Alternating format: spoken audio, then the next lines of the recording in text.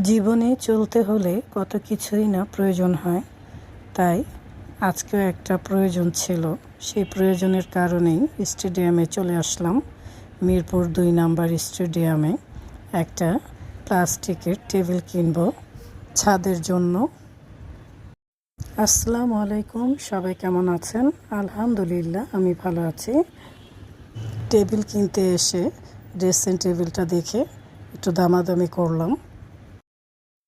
বেশ কিছুক্ষণ ঘোরাঘুরির পর টেবিলটা পেয়ে গেলাম। ছাদে টেবিল আছে কিন্তু ছোট, আর এটা একটু বড় চেয়ে কিনলাম। সবাই একসাথে হলে ছোট টেবিলটায় হয় না, বড় টেবিলের খুবই দরকার, তাই কিনে নিলাম। টেবিলটার খুব একটা দাম না, মাত্র 2800 টাকা। 2800 টাকার সুন্দর একটা টেবিল পেয়ে গেলাম। এখন আর আশা করি কারো কোনো অসুবিধা হবে না। এই ভাইটা টেবিল নেওয়ার কাজে আমাকে একটু হেল্প করছে। বাসায় যেয়ে রান্না বসিয়ে দিলাম। পাবদা মাছ ভেজে নিচ্ছি, ভুনা করব পাবদা মাছটা। পাবদা মাছটা আমি টমেটো দিয়ে ভুনা করব। মাছগুলো দিয়ে দিচ্ছি। পাবদা মাছ আমাদের খুব প্রিয় একটা মাছ, খেতে খুব ভালো লাগে পাবদা মাছটা।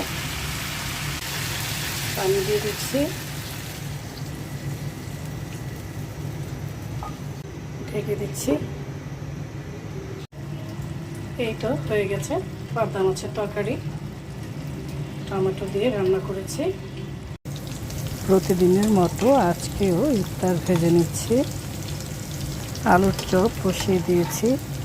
বেগুনিটা আপনার ভাইয়ার খুব ফেভারেট, আর আলুর চপটা আমার খুব ফেভারেট। আমার আলুর চপটা খুবই ভালো লাগে।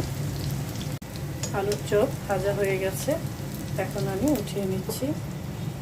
রোজার মধ্যে ইফতারি খেতে যে মজাটা লাগে সেটা আর অন্য কোনো দিনে লাগে না। এই তো ছাদের জন্য টেবিল নিয়ে আসলাম। টেবিলটা কেমন হয়েছে? ছাদে একটা বড় টেবিলের দরকার ছিল। সবাই যখন আসে খাওয়া দাওয়ার সময় খুবই প্রবলেম হয়, তাই টেবিল নিয়ে এসেছি। বসি, তুমি কষ্ট এগুলো সব দিয়ে রাখছো, বসি। টেবিলটা আমার কাছে খুবই ভালো লেগেছে। টেবিলে বসে আছে তোফা, ওর মুন্না বাবা। এখন খুব ভালো হয়েছে না? বড় টেবিলে ছোটটাও থাকবে, বড়টাও থাকবে। আমরা সবাই ছাদে বসে আড্ডা দিতেই বেশি পছন্দ করি, তাই ছাদকে সুন্দর করে গুছিয়ে রাখাও আমাদের দরকার। আজ এই পর্যন্তই। সবাই ভালো থাকুন, সুস্থ থাকুন। আল্লাহ হাফেজ।